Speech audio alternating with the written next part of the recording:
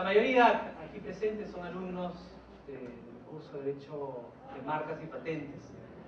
Y hay algunos exalumnos de otros cursos de Derecho Concursal, veo tal vez alguno de Derecho al Consumidor. Todos esos temas tienen algún tipo de relación y siempre tratamos de relacionarlos cuando vemos o evaluamos cómo funciona este modelo de economía social de mercado. El día de hoy se me ha encomendado la misión de poder exponerles algo con relación al curso de marcas y patentes, y en especial he escogido un tópico relativo a lo que es el derecho de marcas.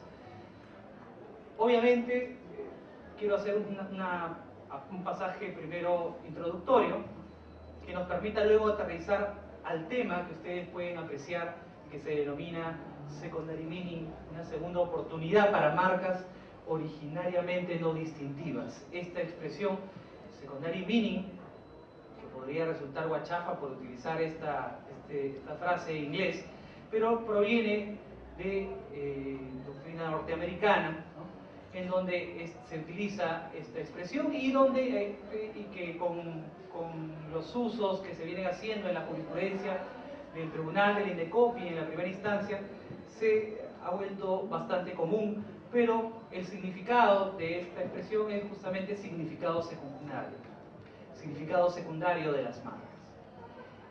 Les decía que antes de hablar del secondary meaning, es importante tomar en cuenta el rol de las marcas que existe o que tienen en el mercado. Y ello está íntimamente relacionado con el tema de competencia. Alguna vez creo que les he comentado que nosotros hemos nacido para competir. Y me refiero al género humano. Desde que nacemos estamos aptos para competir y lo empezamos a hacer. Incluso antes de nacer, antes de tener la vida, estamos compitiendo, ¿no?, por la fecundación del óvulo. Los que estamos aquí somos el primer lugar. Hoy día no ha podido venir ningún segundo puesto, ¿verdad? No están vivos. Nacemos y crecemos y como niños estamos tratando de competir por la preferencia de nuestros padres. En el colegio, por una nota. En la universidad de igual manera, ¿no?, tratando de tener mejores notas, mejores calificaciones, con miras a luego seguir compitiendo en el mercado laboral y conseguir una oportunidad que los estudios universitarios nos puedan otorgar finalmente. Competimos todo el tiempo y eso se ha vuelto parte de nuestras vidas, eso es parte de nuestra historia personal, es parte de la historia del mercado, es parte de nuestras historias de los aquí presentes. Ustedes saben quién es Al Gore, que es ex vicepresidente de los Estados Unidos. En el año 2006 él dirigió y produjo un documental ganador del Oscar de ese año 2006, llamado Una verdad incómoda.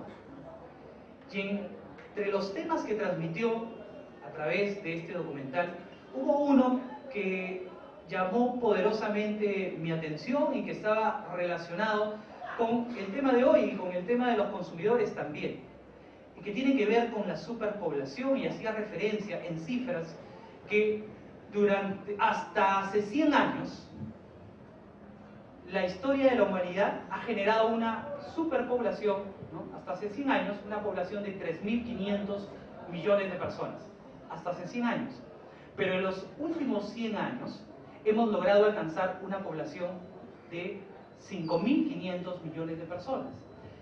Y con ello, y vayan dándose cuenta de las cifras, ¿no?, con ello lo que acaba de transmitir este documental es justamente que en el último siglo hemos logrado alcanzar una superpoblación casi equivalente a la que se forjó a través de toda la historia de la humanidad.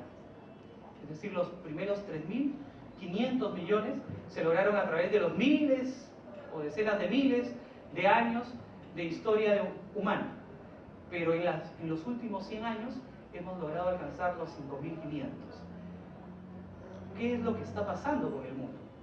Estamos encontrando a un planeta superpoblado, ¿no?, y con escasos recursos, porque precisamente una de las cosas que se denunciaba en este documental era acerca de cómo los recursos de la humanidad se están corrompiendo, se están desgastando y estamos pues próximos a la extinción. Pero sin ver ese lado deprimente del documental y tratando de buscar el medio vaso lleno, no el medio vaso vacío, tratar de enfocar hacia el hecho de que en esta superpoblación de consumidores, ¿no? Que obviamente eso significa que hay una superdemanda, una mayor demanda de recursos, el hombre en estos últimos años ha logrado generar gran experiencia, gran expertise en lo que es la generación de una oferta que sea capaz de poder enfrentar, ponerse al frente de esta excesiva, esta súper excesiva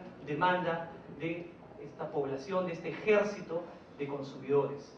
Si viéramos al mundo como dividido en dos campos de batalla, encontramos por un lado un ejército de consumidores, pero del otro lado encontramos también justamente una oferta destinada a satisfacer el consumo, los hábitos de consumo de este ejército de consumidores, y encontramos a un ejército de proveedores, de empresarios cuya única finalidad es satisfacer las necesidades en bienes y servicios de los consumidores, no por caritativos, no por bondadosos, no por buenos, sino porque han encontrado en esa actividad de buscar satisfacer las necesidades de este ejército de consumidores, han encontrado una actividad rentable. Y entonces tenemos dos grandes ejércitos, pero el ejército que nos preocupa y que está vinculado a este tema es el ejército o la superpoblación de proveedores. Y esta superpoblación de proveedores significa que tenemos a muchos competidores.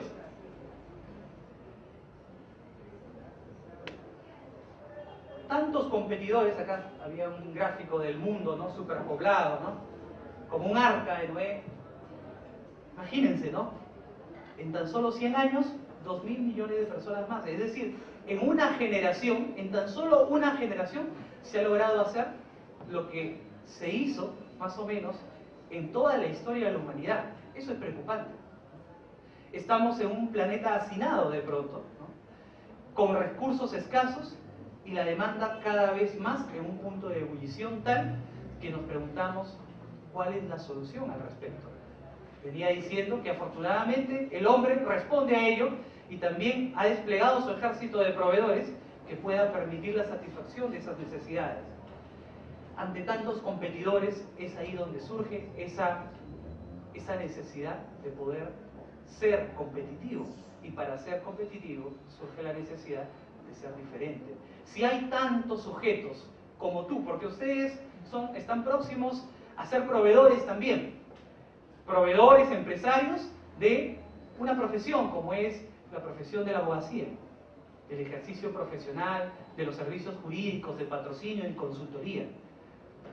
Pues bien, ustedes se van a encontrar de que existe realmente un ejército de abogados en el mercado. Y en este ejército de abogados en el mercado todos prestan servicios muy similares, bajo calidades también similares, o lo hacen tan bien como tú, o lo hacen mejor porque ya empezaron antes que ustedes. Y entonces ante tantos competidores, el tratar de ser competitivo, es decir, el mostrarse diferente, no es una cuestión de look empresarial, es una necesidad. Es necesidad de supervivencia empresarial. Justamente, no se trata de que sea bueno ser diferente, sino que es indispensable, absolutamente indispensable serlo. Ustedes van a salir a un mercado en donde van a encontrar sus iguales o sus similares confundibles, ¿no? Para sus consumidores. ¿Cómo hacer para que ellos puedan verlos a ustedes diferentes? Justamente, las marcas son herramientas poderosas de diferenciación que pueden servir para contribuir a lograr este objetivo, que es el objetivo de la competitividad y el objetivo de la diferenciación.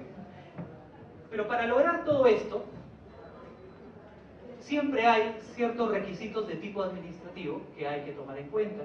Lo habíamos visto ya en nuestro salón de clases en su oportunidad, porque si bien es cierto, es necesario ser diferente y para ello es bueno, es más que bueno, es útil, es indispensable utilizar una marca, con lo cual puedes identificar tu esfuerzo empresarial centrado en tus productos y servicios, para que tú tengas o logres ese objetivo de diferenciación, tú debes generar un derecho de exclusiva, un derecho de exclusividad, porque si todos pueden utilizar tu nombre, si todos pueden utilizar ese logotipo que has creado, todos pueden utilizar tu marca, entonces no se puede lograr la diferenciación porque todos resultan utilizando también ese signo distintivo que has elegido.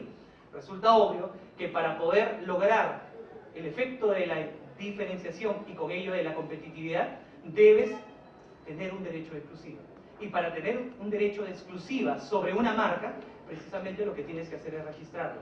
El registro de la marca es constitutivo del derecho de exclusiva. No es un registro simplemente declarativo. Si tú quieres ser propietario, si queremos utilizar este término, si quieres ser propietario de tu marca, tienes que registrarla. ¿Registrarla en dónde? En la dirección de signos distintivos del INDECOM. Nuestro sistema es un sistema constitutivo o atributivo. La decisión andina 486, que es la norma andina supranacional y que tiene rigor obligatorio en nuestro país y en los países de la comunidad andina, justamente establece en ese artículo el mecanismo de cómo surge el derecho al uso exclusivo, y este surge precisamente a través del registro. Las condiciones para registrar una marca son estas tres: la de ser distintiva o distintividad, la de ser perceptible y la de ser susceptible de representación gráfica. Una marca, para poder ser registrada, tiene que ser distintiva. No necesita ser creativo, no necesita ser original o tener un nivel inventivo, ser ingenioso con tu marca. Tu marca simplemente tiene que ser distintiva. Alguna vez poníamos como ejemplo esta revista que se llama Cueros, ¿no? La palabra cueros no es creativa, no es inventiva, no es ingeniosa, pero es distintiva. Es distintiva al estar vinculada a un tipo de producto que no tiene relación alguna con esta palabra. Cueros distingue, creo, si no me equivoco, una revista, ¿verdad? Perceptible, obviamente las marcas tienen que ser perceptibles por los sentidos, ¿no? Porque justamente las marcas sirven para poder, en base a la percepción, poder identificar un producto y distinguirlo de los demás. Por ello es que las marcas no solamente son estas marcas tradicionales que siempre conocemos, que son perceptibles a través del sentido de la vista, sino también pueden ser perceptibles a través del oído, a través del olfato, del tacto, podría ser a través de cualquiera de los sentidos, en la medida que permita identificar y distinguir. Existen marcas sonoras principalmente, una de ellas, la más famosa, como habíamos mencionado en la clase, es la marca de la corneta de Donofrio, ¿no?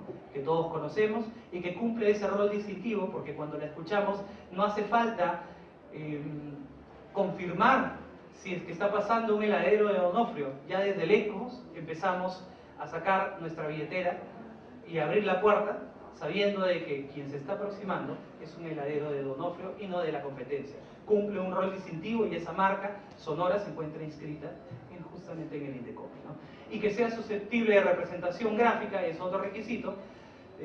Ahí es donde se presentan algunos problemas para poder registrar marcas, como las marcas, como en su oportunidad lo tuvo la marca sonora de Donofrio, porque cuando se tratan de registrar marcas sonoras que están compuestas por notas musicales, su representación es sencilla a través de notas musicales, ¿verdad? A través de un pentagrama.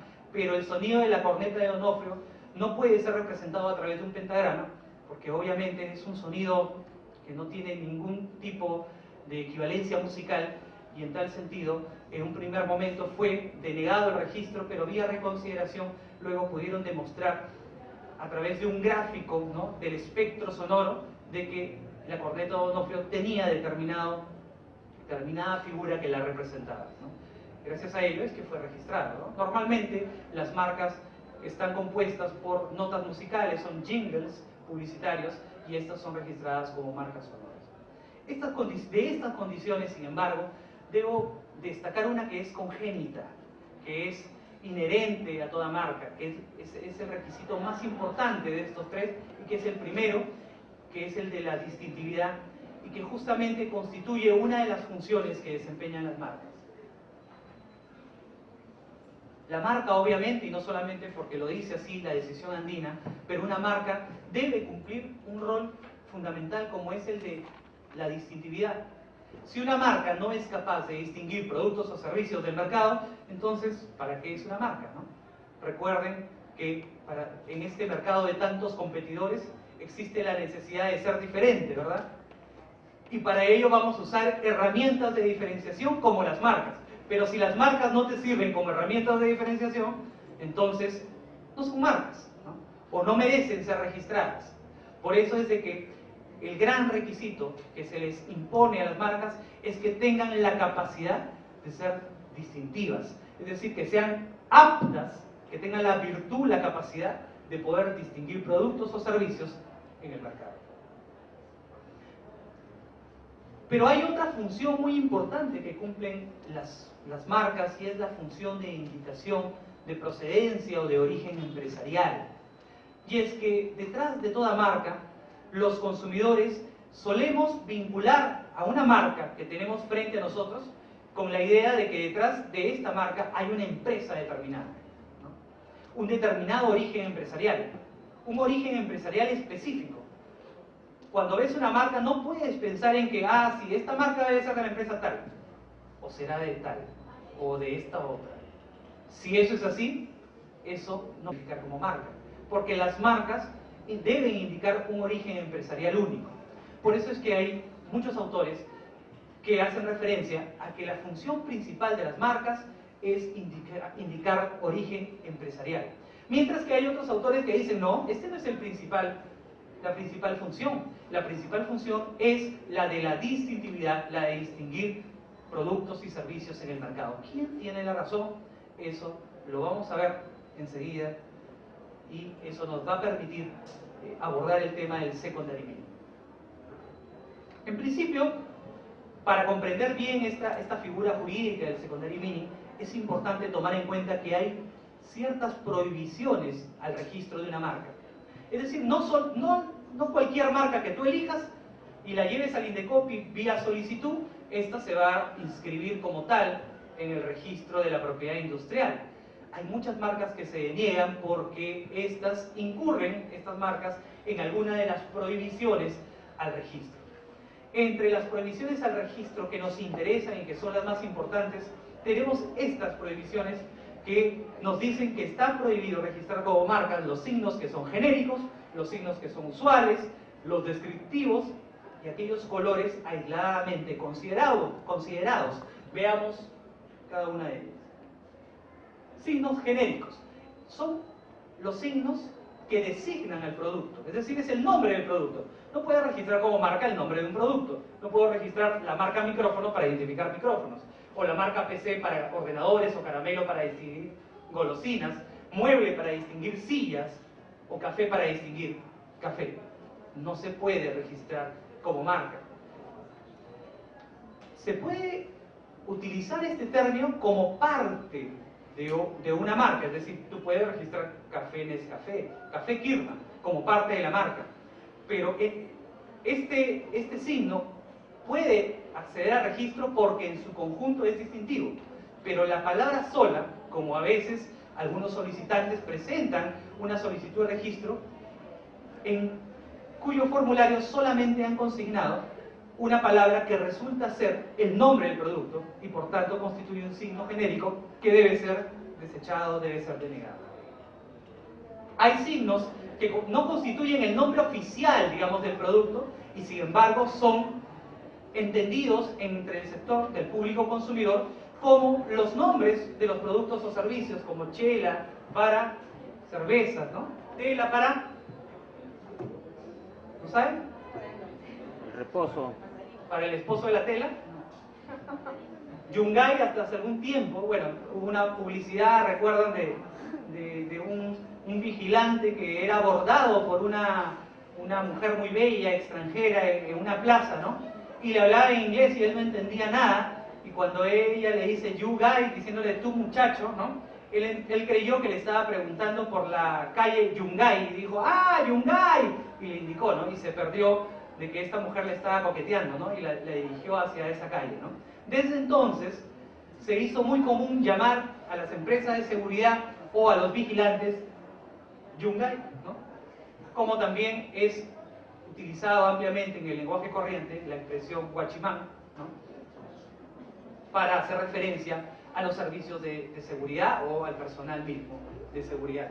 No son los nombres que los vamos a encontrar en el diccionario, no son los nombres oficiales, pero son los signos con que nosotros los consumidores a veces designamos a los productos y servicios y por tanto no pueden merecer registro. Los signos descriptivos tampoco pueden merecer registro, ¿no?, como cuero para calzado, porque justamente termina siendo una característica del tipo de calzado. Pero decíamos, oye, pero ¿y cueros para revista? Ahí sí, para revista sí puede ser. A eso le denominamos denominaciones arbitrarias o marcas arbitrarias, porque estas no cumplen con designar o describir una cualidad del producto o servicio, sino que no tienen nada que ver con el producto o servicio. Yo, por ejemplo, no puedo registrar la palabra madera para muebles, pero puedo registrar la marca madera para un karaoke, el karaoke madera, ¿no? O puedo registrar la marca madera para identificar un restaurante, el restaurante madera, ¿no? Porque esta expresión no logra describir al producto o servicio que es materia de la marca. En cambio, en estos casos, ¿no?, la palabra, por ejemplo, cuero, ¿no?, está distinguiendo el tipo de producto. O no necesariamente tiene que ser una palabra, puede ser una figura que resulta descriptiva, ¿no? Imagínense registrar esta figura a mucha distancia, sin ver el letrero, el cartel, la denominación, que tiene un color naranja con amarillo. ¿De qué grifo estamos hablando? De Primax, exacto, ¿no? Las combinaciones de colores sí pueden ser registrados como marca. Ahora sí, ¿de qué habla el secondary meaning? Lo que acabamos de ver, ojo, lo que acabamos de ver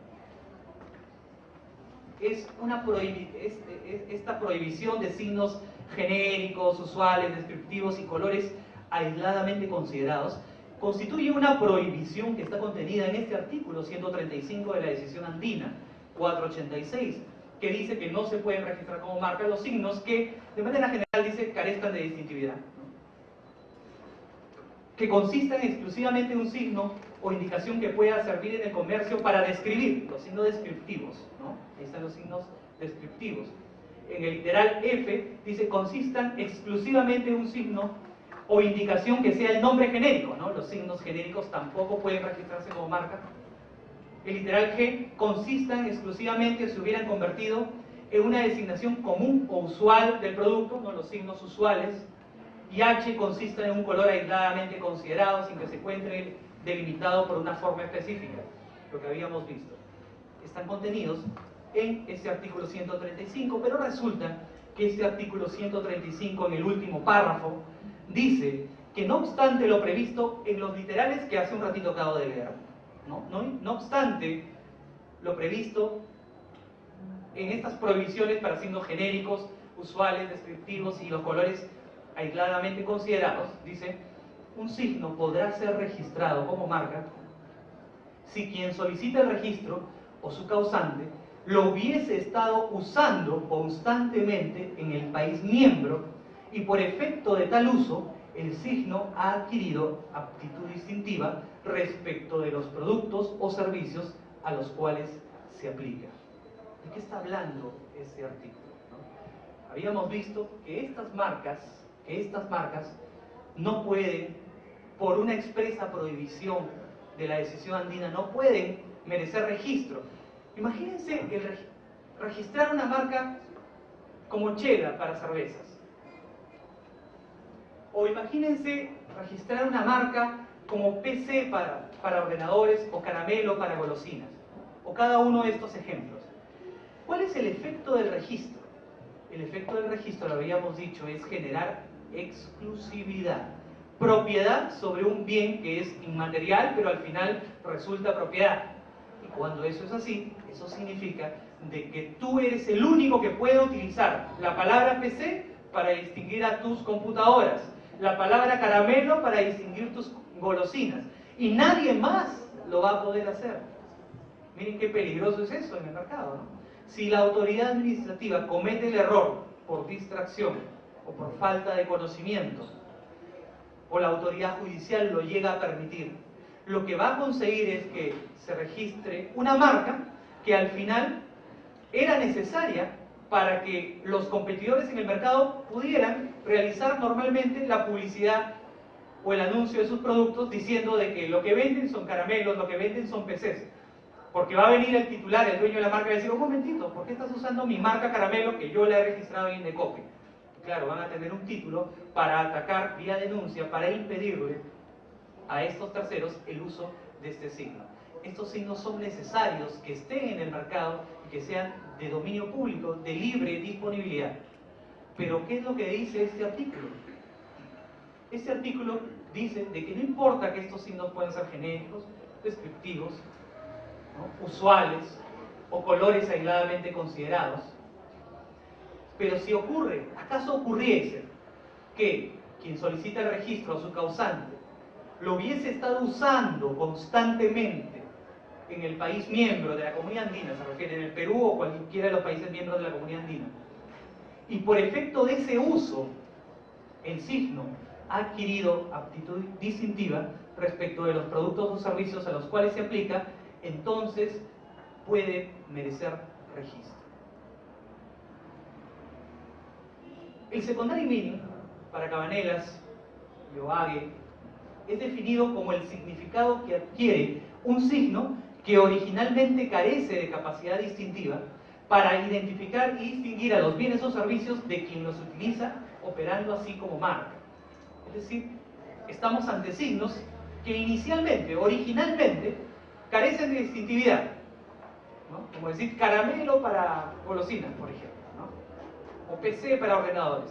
Pero resulta que por el uso constante de su titular, por el uso intenso, llega a tal nivel de uso que resulta que los consumidores en la práctica no piensan en muchas empresas cuando tú ves esa marca, sino que nosotros lo identificamos como una marca que pertenece a un solo origen empresarial.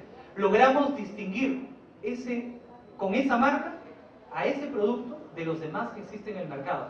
Es decir, aunque la prohibición de manera teórica dice, oye, este tipo de marcas, porque son genéricas, descriptivas, etc., no son capaces de distinguir en el mercado productos o servicios, sin embargo,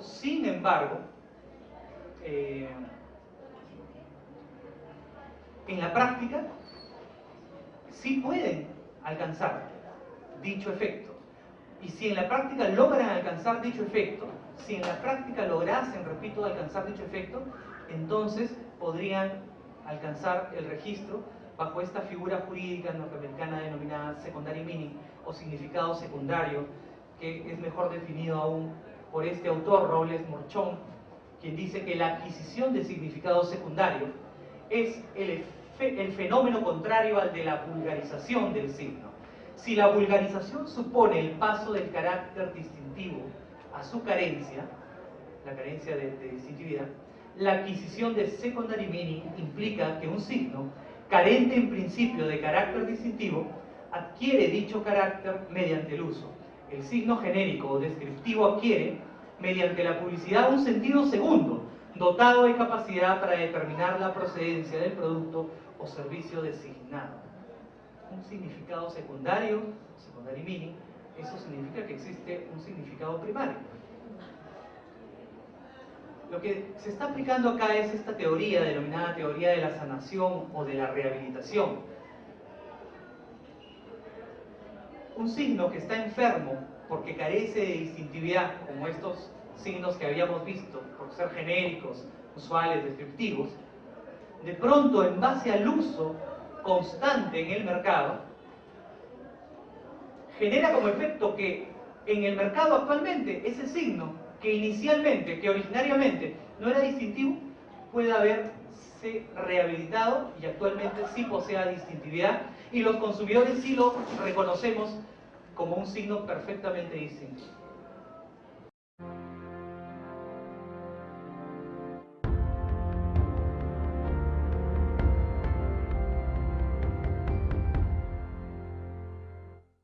Bueno, la mayoría aquí presentes son alumnos del curso de Derecho de Marcas y Patentes. y hay algunos exalumnos de otros cursos de Derecho Concursal, veo tal vez alguno de Derecho al Consumidor. Todos esos temas tienen algún tipo de relación y siempre tratamos de relacionarlos cuando vemos o evaluamos cómo funciona este modelo de economía social de mercado. El día de hoy se me ha encomendado la misión de poder exponerles algo con relación al curso de marcas y patentes, y en especial he escogido un tópico relativo a lo que es el derecho de marcas. Obviamente quiero hacer un pasaje primero introductorio que nos permita luego aterrizar al tema que ustedes pueden apreciar, que se denomina Secondary Meaning, un documental ganador del Oscar de ese año 2006, llamado Una verdad incómoda.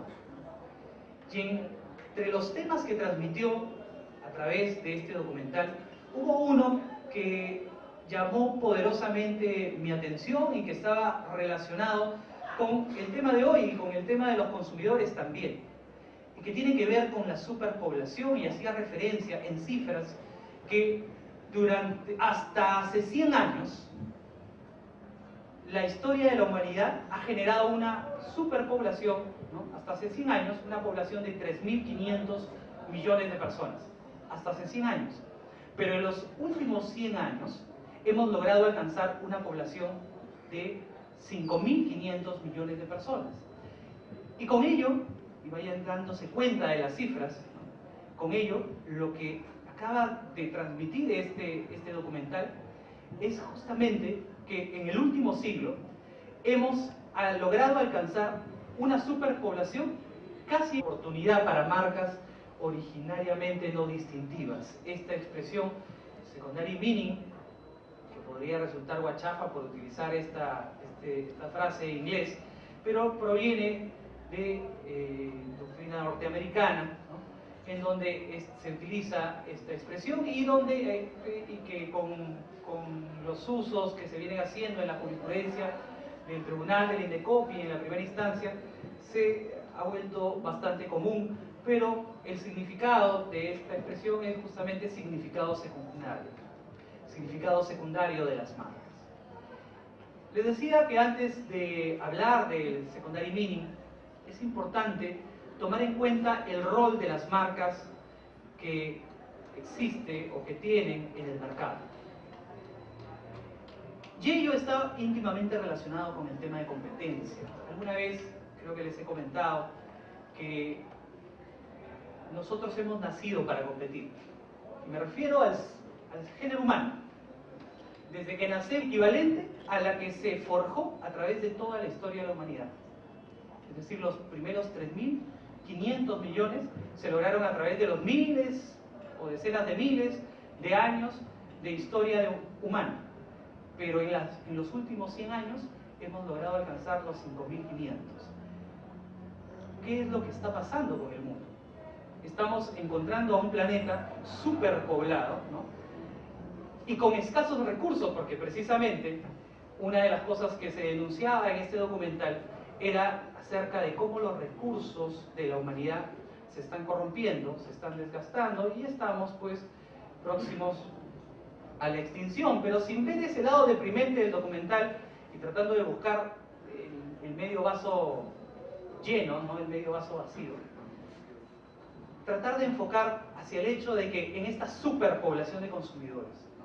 Que obviamente eso significa que hay una superdemanda, una mayor demanda de recursos, el hombre en estos últimos estamos aptos para competir y lo empezamos a hacer. Incluso antes de nacer, antes de crear la vida, estamos compitiendo, ¿no? Por la fecundación del óvulo. Los que estamos aquí somos el primer lugar. Hoy día no ha podido venir ningún segundo puesto, ¿verdad? No están vivos. Nacemos y crecemos y como niños estamos tratando de competir por la preferencia de nuestros padres. En el colegio, por una nota. En la universidad de igual manera, ¿no? Tratando de tener mejores notas, mejores calificaciones, con miras a luego seguir compitiendo en el mercado laboral y conseguir una oportunidad que los estudios universitarios nos puedan otorgar finalmente. Competimos todo el tiempo Y eso se ha vuelto parte de nuestras vidas, eso es parte de nuestra historia personal, es parte de la historia del mercado, es parte de nuestras historias de los aquí presentes. Ustedes saben quién es Al Gore, que es ex vicepresidente de los Estados Unidos. En el año 2006 dirigió y produjo